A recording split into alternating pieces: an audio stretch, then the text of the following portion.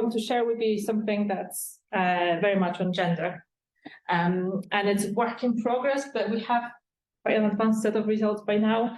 And we're also thinking of taking this project further. So you can kind of see it as a bit of a pilot project, faces some limitations due to data, but we're planning to kind of go to the next level with it with another data set. So I'll tell you a little bit about this later.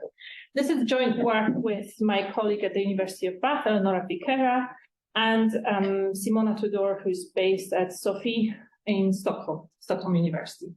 So what we're looking at is the take-up of maternity leave in a setting of UK academia. And I'll spoil already, well, the title spoils it a little bit. So I'll show you the results indicating that academics seem to return to work quite quickly from maternity leave. And we're posing a question of why that might be. I'm not going to get puzzle answers on that part, but it's a kind of first exploratory work. Any comments are welcome. I'm happy to hear input and ideas of what we could do. I think I probably don't have to motivate this project much to this crowd. We all work in related topics, but we have observed increasing generosity of family leave policies over the years, particularly in developed economies. We've moved on in OECD from, on average, 14 weeks of leave in 1980 to 53 in 2018. And indeed, in the UK, at the moment, a woman can take up to 52 weeks of leave upon birth of a child. There is a lot of research on the effect of expansions at state or national level on various outcomes, including whether this is actually taken up, but also then career progression for women and outcomes of children as well. But what we're exploring here is really the question of what happens if the provision does not come with good financial coverage, because that's the challenge in the UK. Do the employees return early? And does this depend on the job? We do find that perhaps it does depend on the job a little bit, because within the universities we will see different behavior by academics and professional services staff. So what we do, we explore the effect of the financial terms of maternity leave policy, which in the UK is termed occupational maternity leave, and I'll give you details of this later, on the decision regarding the length of leave. So how long are women staying off work? And is this related to what the employer is offering in financial terms? We focus on higher education sector in the UK. This is partly dictated by the data, but we are hoping to maybe expand to other sectors because I think it would be interesting. The good thing about this is in the UK, we'll see generosity of the policy varying across employers. So it's not, or the state provision is so poor that it's being topped up by employers. So there will be variation there. And we need that variation for regression analysis. We have data coming from 66 universities in the UK, which is about 40%, I think, of the universities that are registered with Higher Education Standards Agency in the UK. We have sent freedom of information requests to them. So this is anonymized data. We can't follow these people over time, because these are just snapshots from each year that will give us information on who took leave. We have some personal information, but only what the employer was holding and what they deemed non-disclosive for analysis. And then we complement this with area information, kind of labor market indicators for area in which the employer is located, and information from Higher Education Standards Agency, which collects statistical data on all the institutions in the country related to the size, number of students, finances, and so on. And I'm going to show you some more or less on IB regressions. I guess the IB is always risky, but I'll show you nonetheless, and you can tell me what you think. We focus on higher education institutions, firstly because it started from the project started from a discussion that a colleague sparked, who's not an applied economist and doesn't work in gender, but he just said, the female economists don't take long leaves, and I don't think it's just career. I think the UK system is just broken, and he left it after the discussion in the department, and we decided to explore it. But the more we've been looking at it, the more it made sense to actually look at this particular sector to start with, because gender gaps are particularly pronounced in high-skilled jobs, and academia is one of those sectors where you find these jobs. We then also found that actually there isn't a lack of female academics or female professional services staff in the UK. About 50 in universities, about 54% of them are female, but they're not in higher positions. So 25% of professors are female, 31% of managers in professional services staff, and 24% are heads of institutions. So there might be indeed some indication of gender gap. There is already research exploring salaries and gender gaps in salaries in the UK in academia, likelihood of promotion. There's research suggesting that females experience difficulties when publishing, and that, so Vera Trigger has a paper, I'm not sure whether it's published yet, but it's definitely a working paper, where she's looking at the relationship between having children and wages in using UK data. She finds no effect on wages, but she does find that career progression is stalled for females who have children. And we also know that, and you probably heard that, I think in Poland it's probably similar, but in the UK for sure, academic reality seems to trigger certain behaviors like delaying births, planning births around, teaching non-teaching times, cutting maternity leave short. Now this, I mentioned here, this is not actually it's just a descriptive paper pulling some statistics from different universities, but there's some growing evidence that the leaves that academics in the UK take are relatively short. For example, it reports that in 2013, the average leave at Cambridge was 187 days. Given that the permitted amount is 365, that's not that long, and is also shorter than the average for the country. There is also a growing argument, you might try and argue that maternity leave policies could be seen as useful in narrowing these gaps that we're seeing in academia, but only if they're being used actually. And here, the argument would be that if you have generous maternity leave provision, you allow your employee to stay out longer, they don't rush back to work with a baby, and then they don't prioritize the stuff that has to be done, like admin and teaching, at the expense of research. So I think returning early with a young child might mean just doing the necessary stuff to start with, and that obviously further stalls career progression for an academic. Don't know how it works for professional services staff. So why are academics taking short leave?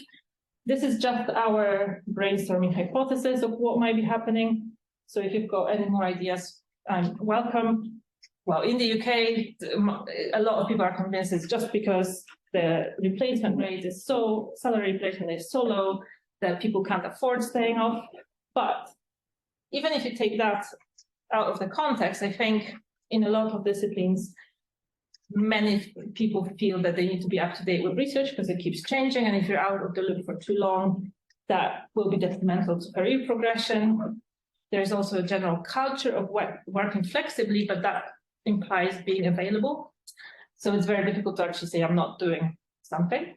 And depending on the field, some of those are very heavily male dominated. And then, of course, an average male doesn't take such breaks, career breaks, so that also might be a concern in terms of publication record and career progression for an academic. There might be also certain norms about what you should or should not do when taking leave. So a preview of what we find. Looking at the data, we find that the average length of leave for an academic in the sample is 32 weeks. For professional services, is 38.5 weeks, which is much closer to the national average that's being reported. We do find, when we run regression analysis, that there is a positive response to increased generosity. So all staff take on average more leave, the more generous is the package in terms of the length. But academics respond less so, to a lesser extent, than the professional services staff. We do then a little bit of heterogeneity. So we find the results are more pronounced in certain settings, like institutions with above median female share of employees, organizations that are not teaching intensive, which is defined by the number of people who are on teaching-only contracts in that institution. And then also institutions with below median policy package generosity. and I'll delve into this later. So UK context, I feel like I need to give a bit of an introduction because it is different to most European contexts. The parental leave policy itself is not ungenerous, so one can take 52 weeks of statutory maternity leave, and of this, 50 now can be shared with a partner since April 2015. But the uptake of the shared leave is very low, like 2% of people maybe who are eligible take it. It's not commonly used. There's a whole debate about why it's failed. So I would not say it's a concern from the methodological point of view. We don't really have males in the sample taking it. But the challenge lies in the generosity. It's one of the least generous systems in Europe where upon qualification, so to qualify for payments, one has to be employed for the past, I think, 26 weeks before going on leave. So most mothers qualify. Those who qualify can get up to 39 weeks of pay, but only first 6 are paid at 90% of average weekly earnings. And then this is followed by 33 weeks at a fixed rate. And that fixed rate is low for anyone, but particularly if you're in a relatively well-paid job. So, for example, in 2011, it stood at almost £125. That's about 15% of weekly wages for a lecturer, pre-tax. And this is not tax, I guess, so it's maybe a little bit better than I'm portraying here. I think at the moment it's about £155, so it has increased in line with inflation over the years. But it's not very attractive. And so employers can, and most of them do, offer occupational maternity pay of some sort. So they top up, and we'll see variation in how much they top up and how long for. And this is not unique to higher education. Private companies do it as well. According to the Department for Work and Pensions, the average duration of maternity leave was just under 39 weeks across the years of 2010 to 2017. Notice how close it is to the 39-week cutoff for payments. There's definitely some sort of threshold that we're seeing there. Sorry, how about the other, because you can take 52 weeks, but only 39 are paid, and then you are paid nothing. For 13 weeks, yes. Okay. Mm-hmm. So you can stay on leave up to 52 weeks, but the last 13 weeks will be on the wages. Yeah.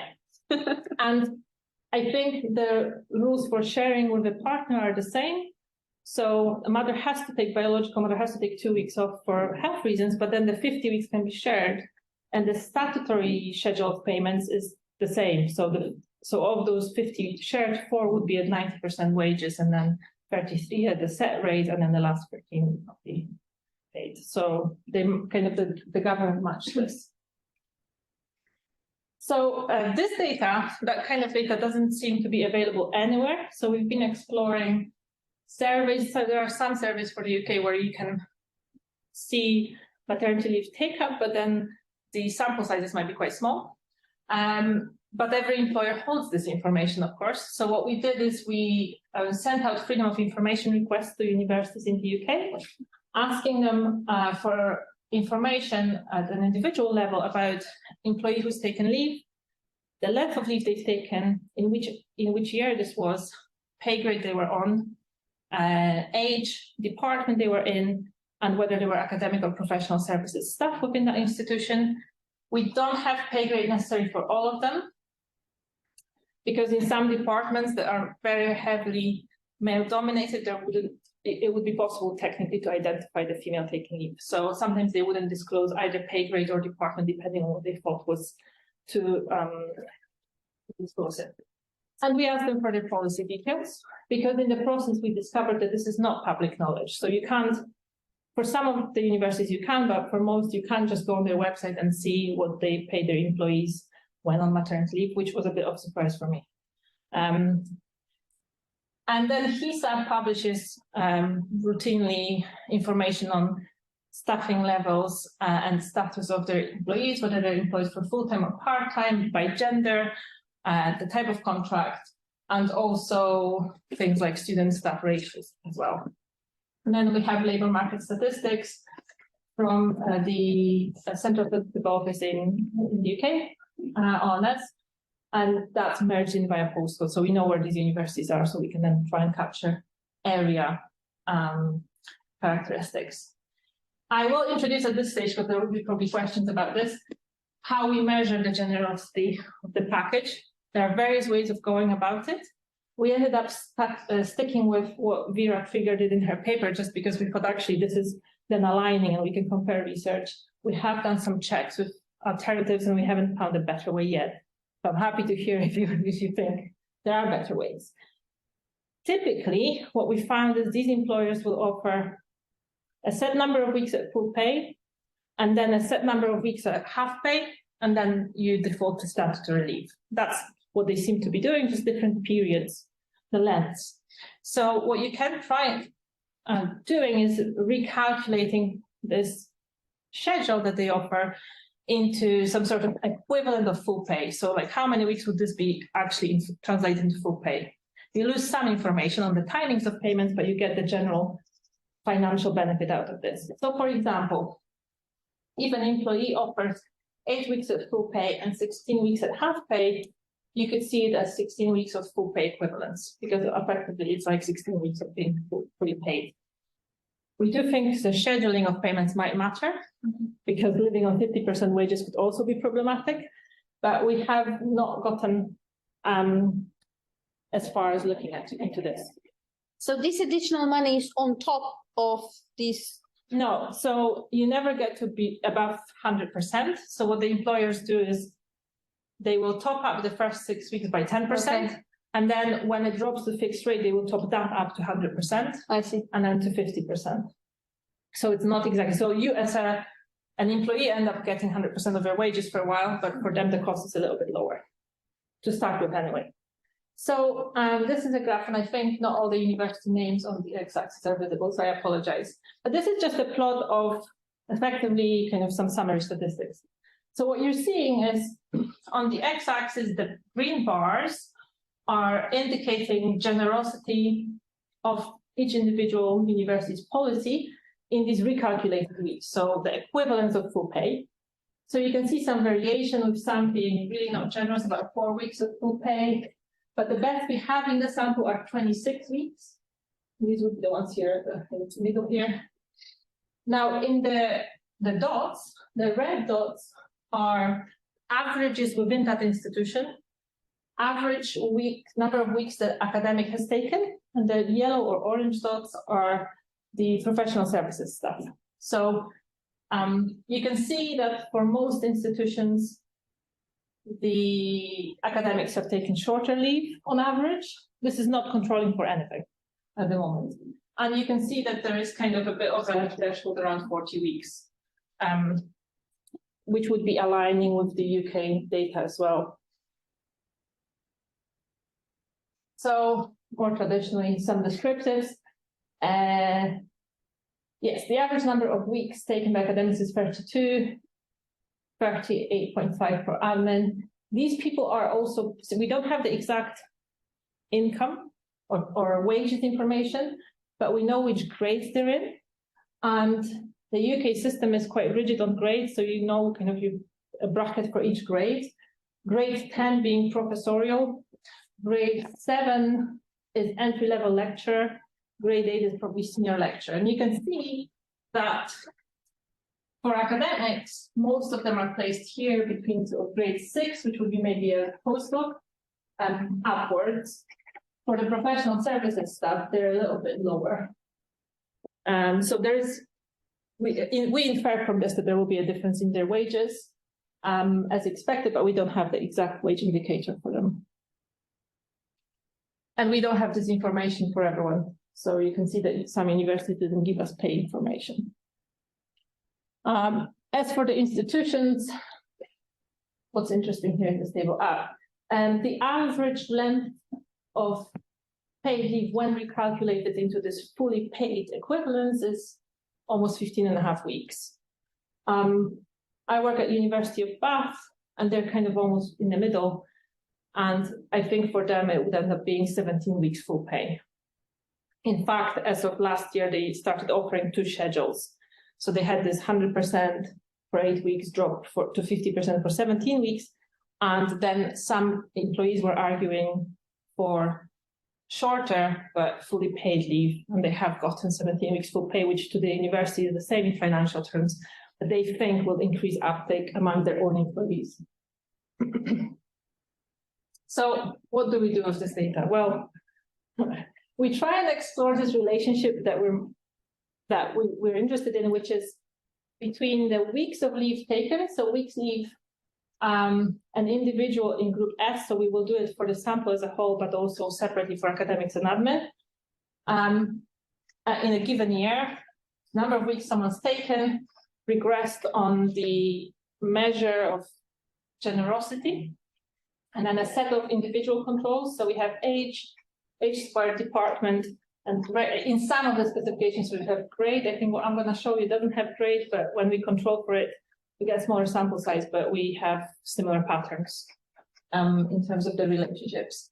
And then we have plenty controls on the university as a whole. So number of academic staff, proportion of research-only staff, those on teaching and research contracts, females, number of female academics specifically, and then those who work part-time, females working part-time as well.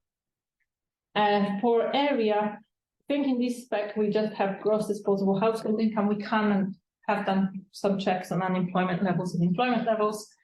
We include London there because a lot of these universities are in London, and London is much more expensive and very different. It's a bit of an outlier. So the London dummy plays an important role here.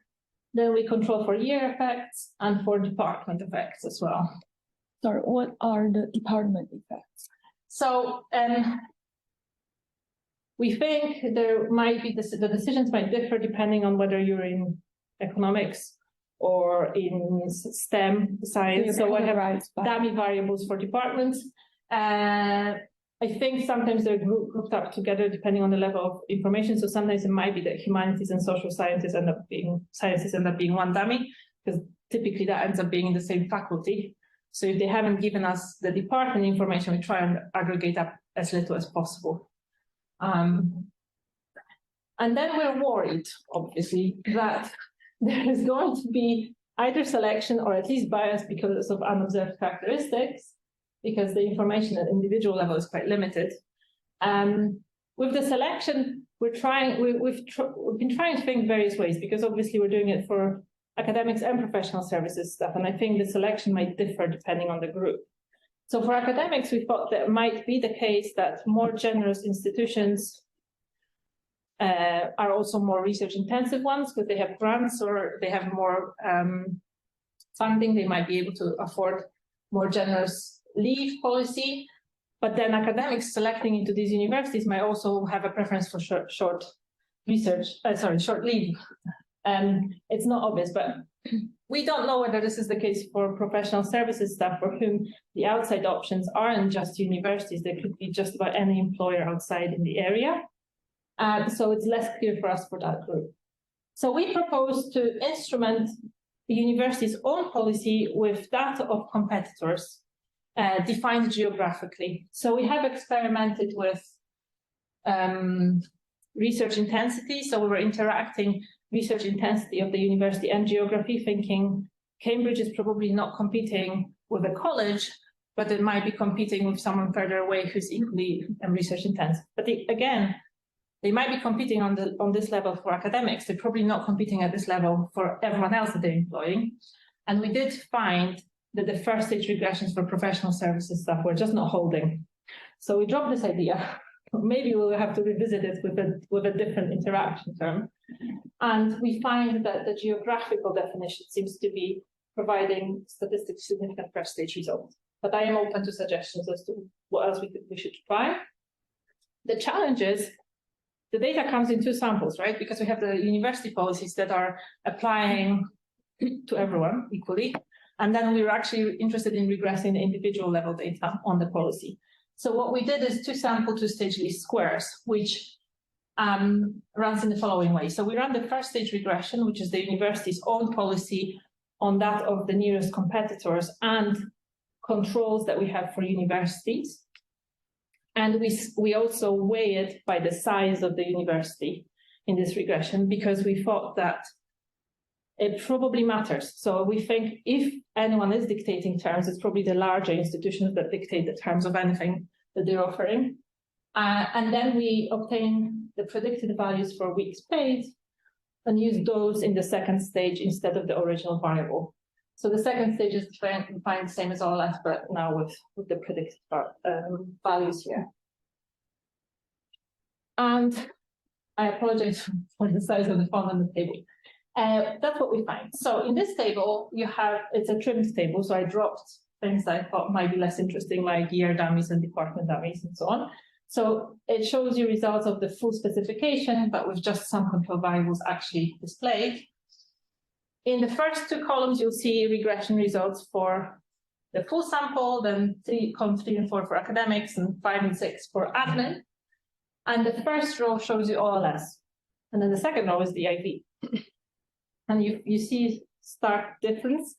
We found no significant correlations in the OLS. And we do think that there might be, indeed, particularly for academics, maybe some selection going on, because I could not quite convince myself that a negative correlation between the more generous the policy, the less you take. That did not make sense. So I do think that selection is driving that one. And indeed, the results are more convincing, in my view, when we look at IV, because we then find a more rational decision-making pattern. That is, we find that for the sample as a whole, for every extra week of full pay, you take, or one takes on average 2.7 weeks of leave, bearing in mind that no one offers more than 26 weeks full pay, right? So it's not exactly one-to-one, but there's a positive response. Now, academics do that as well. They respond positively, but to a lesser extent. So they take about 2 weeks extra, whereas the professional services staff, they take almost 3 weeks. And we see this relationship in various robustness checks. So the magnitudes of the coefficients might change, but this relationship between academics being slightly less responsive to the policy than professional services staff hold. So then we sort of thought, is it a financial only decision? And one way of thinking about it is, are the academics not utilizing at all the leave? So that another way we were trying to tackle the question was, what if we just see who takes less than the university offers, in kind of redefining in equivalence of full pay weeks, and then see whether this is worse for academics than admin. So we defined this variable take less, which takes, it's just a dummy, it takes value of 1 if the length of leave that someone's taken is shorter than the number of weeks that employer would offer on full pay, equivalent on full pay. And then we regress it on the academic dummy. So the control group here would be professional services staff. And then all the other controls we've had. So we still control for individual characteristics, university characteristics, and so on. So this is just an exercise to see whether really this is what's going on. Yes, to an extent, but it's not. I think my conclusion here would be it's not the only driver. So we find in first column you have regression coefficient for regression on the full sample for all universities.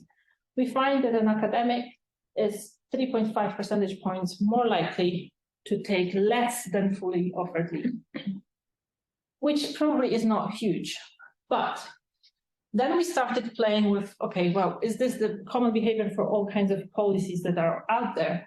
And if you look at column 4, you'll see that for universities that offer less than 8 weeks at full pay, so they're not generous, the response is, the effect is smaller, so it's only 2.3 percentage points. So I think there's probably some sort of sweet spot at which academics are happy to be taking leave up to a point. And so if they're in a non-generous university, they will take up what's offered, but they might have other considerations, other drivers in those more generous settings. So we did a bit of heterogeneity, thinking, okay, so what is it, if not just finance? We are limited in what we can explore because of the nature of the data, but we could split them into STEM versus non-STEM. We thought, well, in STEM, you have to be quite often in the lab. So the nature of the job is such that maybe it does influence your decision when you return. And also in STEM, there's definitely teamwork, which requires presence and availability and more males. Then we also look at institutions that have above and below median share of female academics, thinking if you're the only one going or the first one going, you might make a different decision than if colleagues before you have already taken leave and you have some idea of what the usual take-up is. And then I'll show you results also for the teaching intensity. So the way we can capture it with HISA data is we can look at how many teaching-only contracts they have, so how many of these colleagues have to always come and teach as opposed to do research, and we can look at below and above median.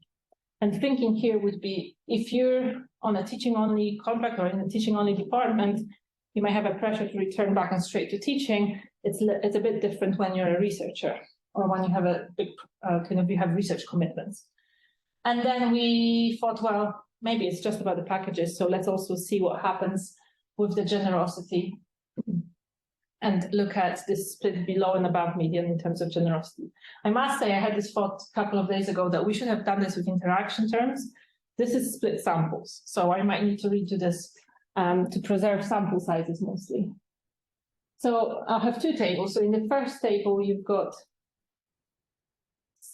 first two columns are the split for STEM, non-STEM. So in the first column are employees who are in non-STEM departments, and then STEM, this is also for academics only, I should say. And then the second column is those in STEM. And we don't find the coefficient, and this is IB, we don't find the coefficient to be statistically significant. So we are reluctant to draw any conclusions here.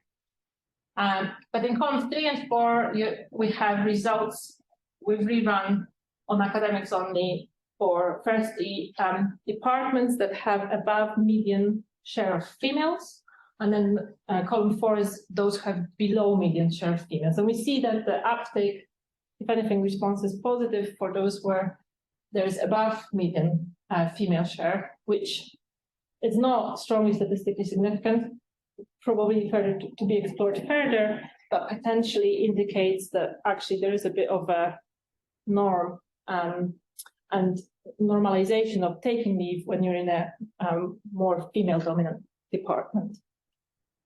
And then we find that the response is stronger in the non-teaching intensive universities. So that's the columns 1 and 2 are splitting by teaching intensive, so above median number of teaching-only contracts. And the second column is non-teaching intensive, so they're below median from this cutoff.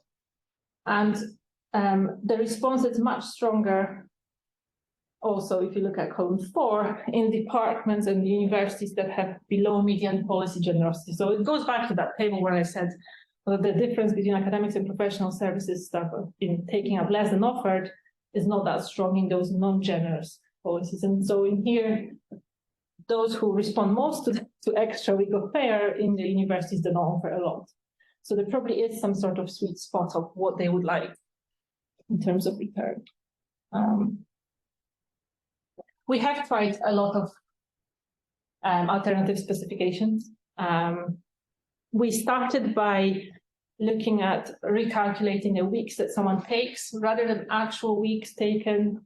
We tried weeks taken that would be fully paid, but then that loses heterogeneity at the tail. It basically means it bunches everyone into the core weeks. So we found the results in line, but not statistically significant. And I think it's because the variation in the exercise is low. But then we were concerned that in the main specification, we don't control for pay grades because we lose quite a number of observations. So we added this to specification. It didn't seem to affect the pattern. Then just to be sure, but we had a hunch that it wouldn't matter, we excluded years 2015 and 16 because as of April 2015, technically one can share leave, but that uptake is very low. So it didn't change the story, but we do this so that we're sure. And then we did a falsification test. So we kind of thought, what if we, for the IB, what if we randomly assigned policies instead of actually using the neighbors, nearest neighbors, and then repeated the exercise 100 times? Is there going to be effect? We find no effect then. So we did a bit of a check. If you have ideas of how else we can check the IB, then I expect to have hard questions going forward about this, so I'm happy to hear that. So this is more or less it. Let me summarize. So we explore the effects of generosity of meat packages on mass of leave taken, using data for over 30,000 staff at UK higher education institutions. And we find that all employees respond positively to the policy for extra each week of full pay provided, but academics do so to a lesser extent. And it might be that once they are offered sufficient coverage, there are other considerations that are starting to play a role, but we don't have data to explore this in detail.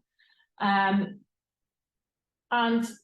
that takes me, I guess, to the next point, that we might be able to take this to a next level of exploring these heterogeneities in more detail with a new project, but it involves data collection from some employers in the UK. So we're looking, at the moment, we're working with some higher education institutions to get access to ask directly, but also get more information from the systems that would allow us to progress this further. Okay.